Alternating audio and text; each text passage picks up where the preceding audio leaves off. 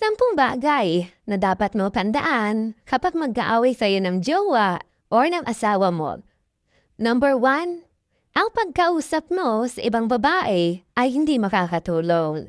Hindi pablandi sa ibang solusyon. Number 2, wag mo siyang titiisin. Hindi pwedeng galit siya, tapos galit ka rin. Number 3, update mo pa rin siya kahit hindi siya nag-reply sa'yo. Doon niya malalaman na may pare ka pa rin sa kanya kahit magkaaway kayo. Number 4, wag mo siyang murahin. Wag mo siyang pagbubuhatan.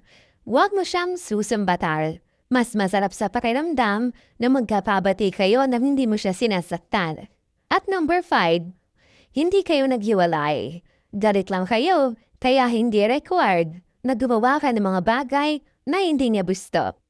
Number 6, huwag na hayaang kainin siya ng galit dahil kapag naipon ng tampo, nauwi ito sa hinanakit. Suyo lang ng suyo at huwag kang maghanap ng kapalit.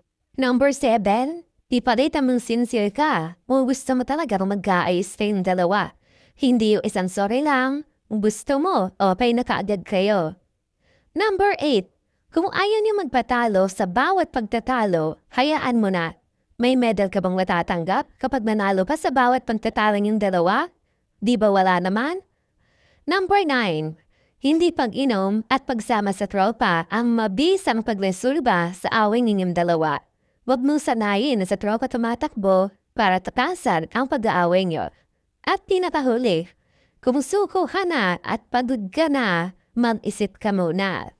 Kaya mo bang matay siya na iba na ang sumusuyo sa kanya? Pamit yung sumupo kasi nagsawang sumuyo. The best pa rin yung susuyo pero hindi sumusupo.